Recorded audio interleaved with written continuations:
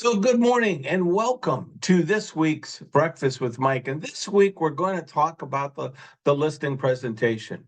And more specifically, we're going to talk about some do's and don'ts that other top producers have shared with me over the years. Not just things I did, but things that many other people told me that they did or didn't do. That seems to get a lot of other people in trouble. So I'm going to cover three things you definitely don't want to do or stop doing. And then I'm going to cover three things that you need to start doing like immediately. So this shouldn't take a long time because they're really kind of simple. But knowing the way things normally drag out, it'll take a few minutes. Let's start out with the don'ts, because I think this is more important than anything else you're going to hear today. When you go on a listing presentation, there's three things that most top producers just don't do ever. Okay. And number one is marketing, advertising. I know everybody talks about marketing, but top producers don't spend a lot of money advertising. Now you might say to yourself, well, how do they find out, who to talk to and how do they get their calls and all that? We'll cover that. But they don't spend a lot of time, money on advertising. Why? Well, because they know what the numbers are. The numbers have shown that people who actually call you on a house because of an ad buy the house less than 3% of the time. Less than 3% of the time. So why do we immediately get into advertising when it's a system that has a 97% failure rate? It never made sense to me until I realized that a lot of agents, they're not trying to sell the house. They're trying to get leads. They're trying to find buyers. So they spend money hoping buyers call them up. Because eventually they have to realize that very few buyers that call them, and actually, I don't even know why I'm calling them a buyer because they're really nothing more than a lead at that point. But when they call them, they don't buy the house. Now, there's all kinds of statistics to back that up. Ask most brokers who, when they used to spend so much money on magazines and newspapers and all that before, they'll tell you the same thing. They'll tell you the results are just not there. So stop promising people that you're going to advertise it everywhere. The standing joke used to be, oh, I'm going to put it in the Wall Street Journal. Why? It doesn't work. It's got a 97% failure rate. Stop it. Well, how do I get the people to know about my listings? We'll get there. Number two, I know this one's not going to go over good, but it's true. Stop with the open houses every week. Stop it. We just came through one of the strongest markets ever recorded in real estate history. And yet the success rate of open houses didn't go up. How's that possible? Oh, maybe because they don't work. Okay. I had 47 people through my open house. How many offers? Oh, I got 10 offers. How many closed? Well, they're not working. Why are we promising open houses when they have a success rate of about 8%? 8%. That's it. Why are we doing it? Oh, I know. Because we're trying to get buyers. Now, call me crazy if you want. Others have. So I'm okay with it. But the truth of the matter is, when you take a listing, your job is to get the home sold. That's your job. And yet, two of the things that most agents rely on are ads and open houses that have a success rate well under 10%. Doesn't make a whole lot of sense to me. How about if we start telling the seller, Mr. and Mrs. Seller, listen, I want to advertise your house in the Wall Street Journal, because I'm going to get buyers. No, I'm not going to get your house sold. There's only a 3% chance of that. But, we'll take some nice pictures. We'll make it look really good. I mean, it won't sell. You ain't going to make any money. Oh, Mr. and Mrs. Seller, I can't wait to start doing open houses here. God, your home is so beautiful.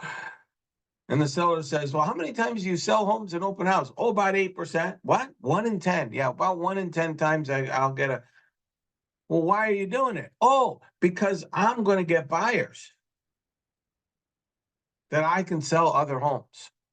What if we started telling the sellers, Mr. and Mrs. Seller, do you mind if I borrow your house this Sunday? I want to watch the game on your big screen TV. I can't afford a TV like that, so I want to watch it on yours. I mean, nobody's going to come. I had an agent tell me this last week. They said they did 2 open houses, and the grand total of people that showed up at their open houses, 0. 0. And they were mad. And I said, wait a minute, stop. What you're just telling me is what we used to consider normal. It was unusual for people to show up at open houses. You'd get one once in a while, and it was usually a nosy neighbor. Why are we doing? All of a sudden, she couldn't believe this. Oops, I just narrowed it down to half the population. I said she, and it was. But she was mad, and I don't blame her because we got into this thinking that that was going to be a solution, and it's not. It's not. Stop it. Top producers don't do it. Well, wait a minute. One of the top producers in our area, their listings are open every week. Yeah, you don't see them there, do you? No, they have buyer agents that might do the open house for them. They'll have other agents in their office call them up and say, hey, Bill, do you mind if I hold Smith Street open for you? I need buyers. And unfortunately, Bill isn't real good with his sellers, so he can't convince them not to do it. So he says, sure, go ahead. I'm not promising that you're going to do opens all the time. And the number 3 thing that top producers don't do is they don't rely on comps. They just don't. Now, it doesn't mean they don't do them. It doesn't mean that they don't go in and start looking to make sure that the price makes sense. Sure they do. And I used to bring comps with me. I learned a long time ago, one of the systems that I had was I had comps in a lot of different price ranges. So I updated them like once a month. I would update all the comps that were in my bag. There was nothing specific to any particular property.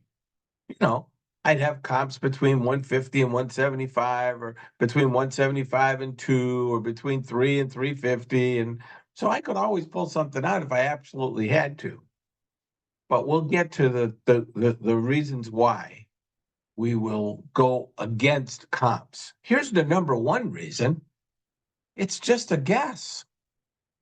That's all it is. Maybe we should start calling it your best guess. Here's my best guess. Because here's what happens. You turn around and you show those comps, and you know what? Almost always that seller turns around and they'll tell you about somebody they just interviewed and they use different comps. I like to call it Walmart shopping, because that's what the sellers are doing. They're Walmart shopping you. They're trying to see who's going to give them the best number. And they'll list with that person until they run into a real salesperson, until they run into a pro. Because when they run into a pro, the pro's going to do 3 different things. So 3 things not to do. Stop doing it. Right? Stop promising advertising. Stop with all the open houses, and stop using those comps as your absolute, this is what it's worth. By the way, in this market, boy, has that proven out to be wrong. I've had so many sellers or not sellers, but agents tell me about listings that sold $30,000, $40,000, $50,000 over what those comps said. In other markets, I've seen homes sell for $20,000, $30,000 less than what those comps said.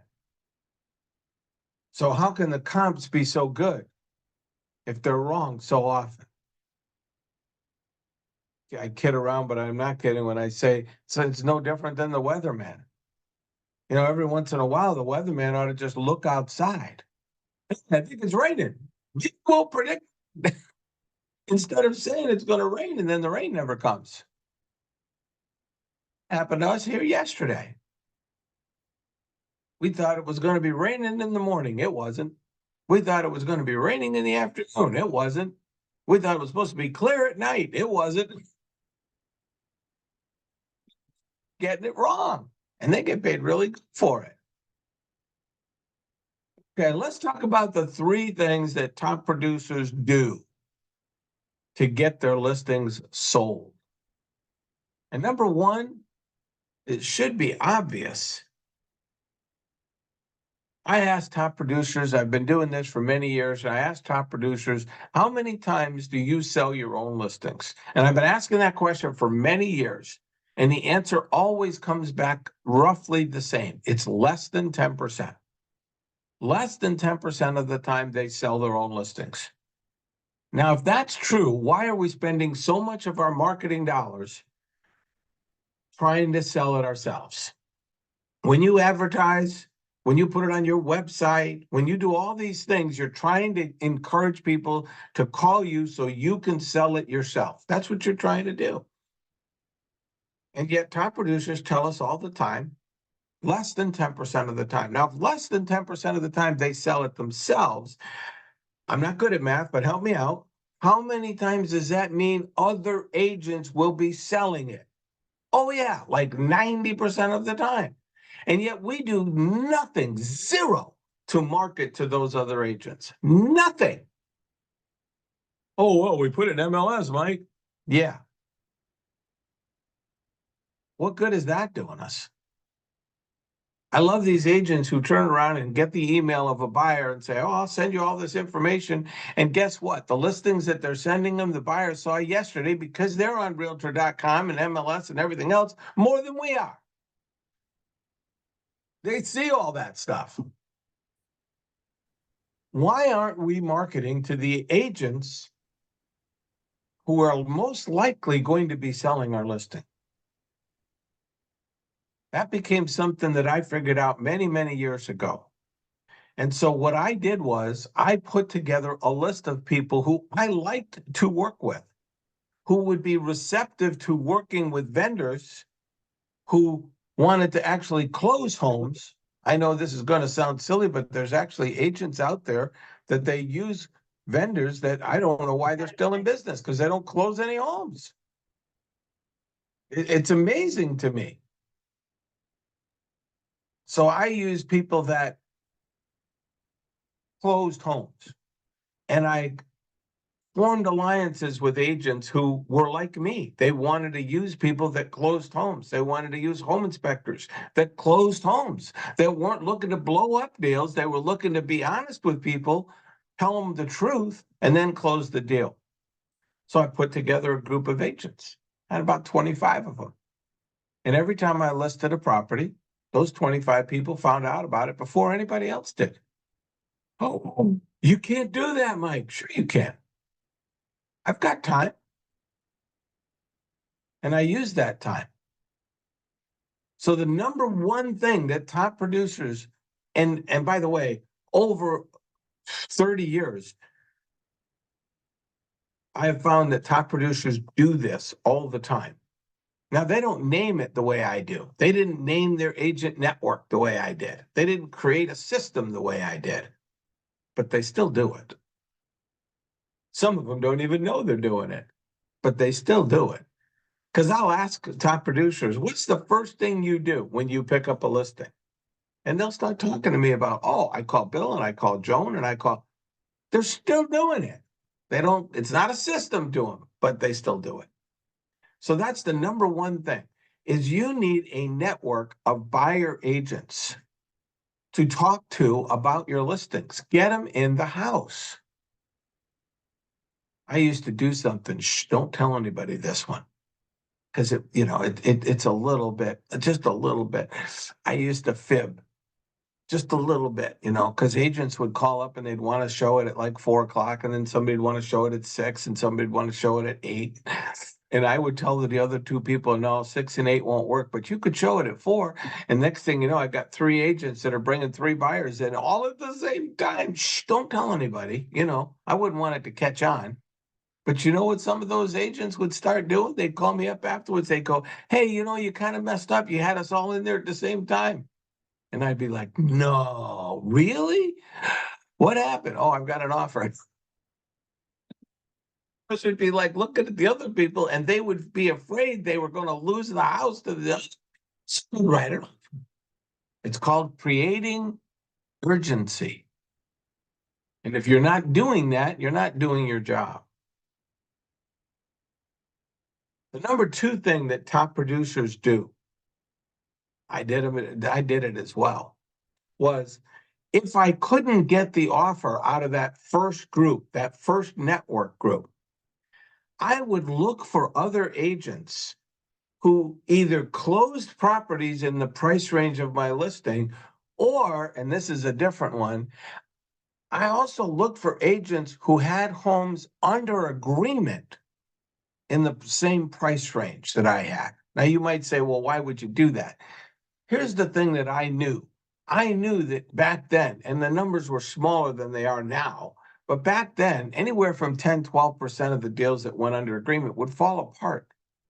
And when those deals would fall apart, sometimes those buyers were looking to put something together quickly. So I wanted to make sure they knew about my listing, because they might need to. See, what might have happened might have been that the people who were trying to buy their property, that deal fell apart. And now my guys needed to find something quick. So I would always reach out to the other agents and say, hey, I know you got a property on Smith Street's under agreement. I wanted to let you know about my house. I just put it on the market. It's on Jones Street. It's got a lot of the same features. They'd be sitting there going, why are you telling me? We're under agreement. I'd be like, yeah, I know you are. Next thing you know, I'd get a call back a day or 2 later. Hey, is that still available? Yeah, why? Because my deal fell apart. These guys need something quick. No kidding. Put a deal together. Buyer agents who work in one price range have a tendency to have multiple buyers in that same price range. So if they've shown 1 or 2 listings, or they closed 1 or 2 in a certain price range, chances are they've got other buyers in that price range. So I would reach out to them.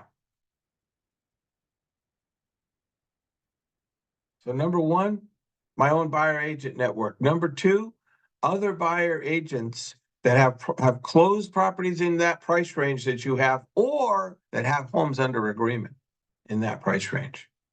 And the number 3 thing that top producers do that you guys will never do, but we did, was we used to network with other listing agents. We used to call the other listing agents who had properties, especially if they were in the same price range. Why? Because they've already started marketing it. And the odds are the people they marketed it to didn't buy it, or the property wouldn't still be on the market. Well, maybe those buyers might be interested in mine, because mine isn't even in MLS yet. It just happened. I just got it. Now, I know that NAR is trying to do a lot of things, and we're going to keep hearing about all these things about, the so-called pocket listings and such. But the truth of the matter is this: top producers have been marketing pocket listings for many years, and they have many different ways of doing it. The bottom line is, if you don't have a contract, you're not hooked into all those things with MLS. And a lot of times top producers just happen to know they've got a friend here, a friend there that has said to them, hey, we're not going to put it on the market, but if you run into somebody in this price range or looking for something like this, we'd consider it. It's not a listing, but at the same token, it could turn into something. So that happens all the time. 3 things top producers do. Number 1, they market to their own buyer agent network. Oh, I don't have one. Well, maybe you ought to start creating one. Maybe that's what you need to do. Number 2, they go after the buyer agents that already have closed deals in the same price range, or have properties under agreement in the same price range. And number three, they network with other good listing agents. Those are three things all top producers do to help get their listing sold. Now, I'm kind of doing this backwards because all of these systems will work and none of these systems will work. Let me explain what I mean. All of these systems will work some of the time, but none of them, I mean, they'll all not work some of the time.